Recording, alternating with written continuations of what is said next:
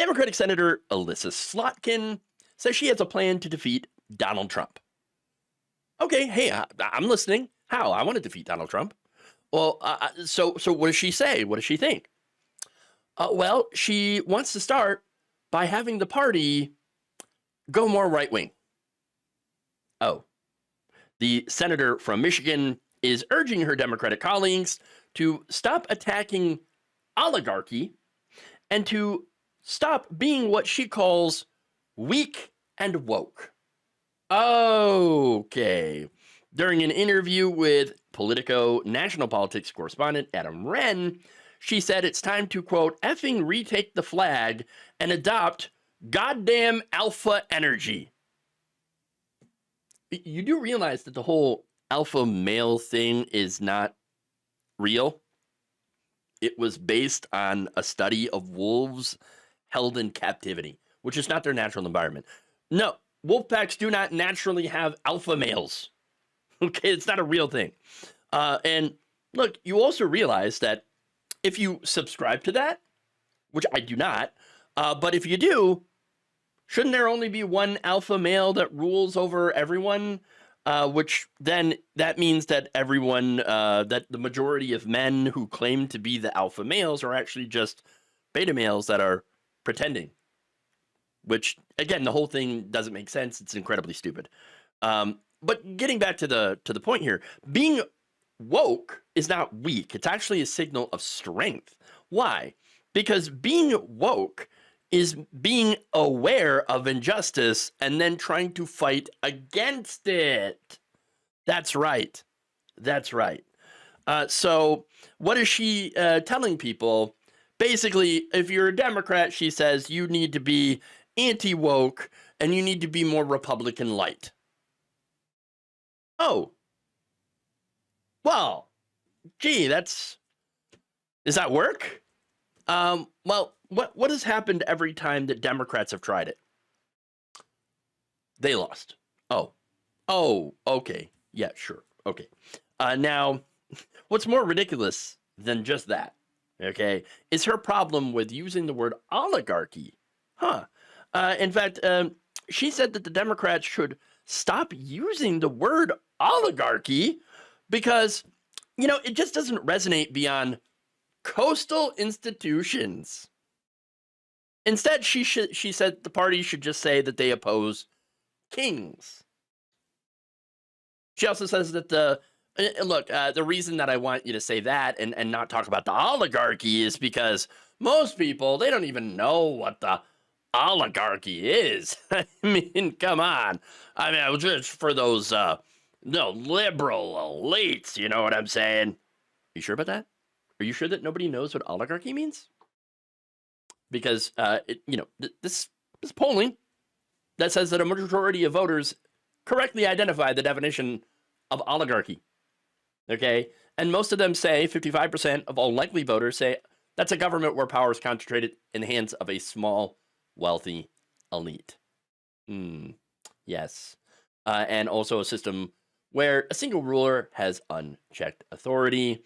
Look, the problem isn't that calling the U.S. an oligarchy will not resonate with the American people because they already know, and a lot of them actually already agree.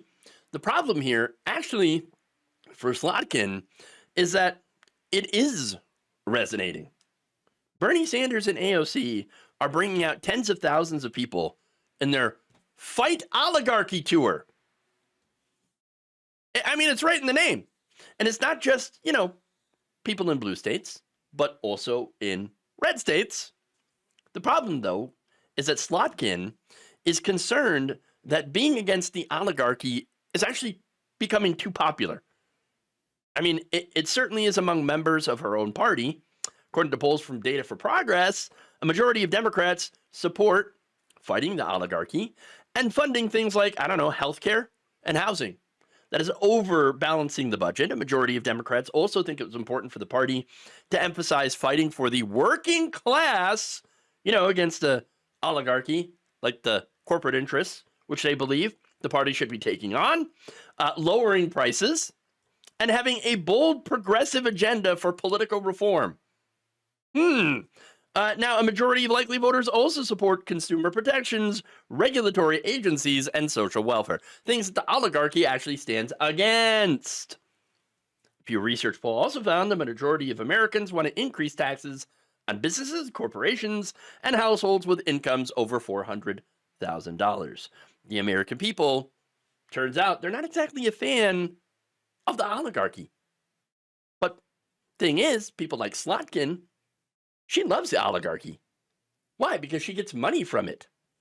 The senator, back in 2023, ended up raking in more than $90,000 from political action committees backed by drug and medical companies. She also rented a home from a pharma lobbyist and campaign donor. So, yeah, she is absolutely corrupt. She is part of the oligarchy. And so no wonder she is out there attempting to push Democrats further to the right and further away from economic populism, which of course would hurt the people that helped her get into power in the first place. This woman hates the left, and she hates what Bernie Sanders and AOC are currently doing, which is attempting to push the Democrats to the left. I know there's a lot of lefties out there who believe that is a wasted effort to try to push Democrats to the left. But there it is. That's what they're attempting to do.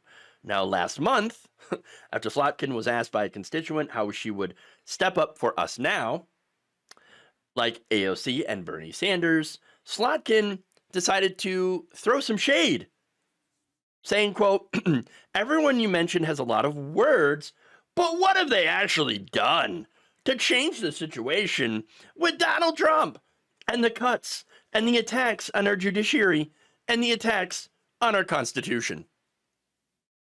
They've done about as much as you have, probably more.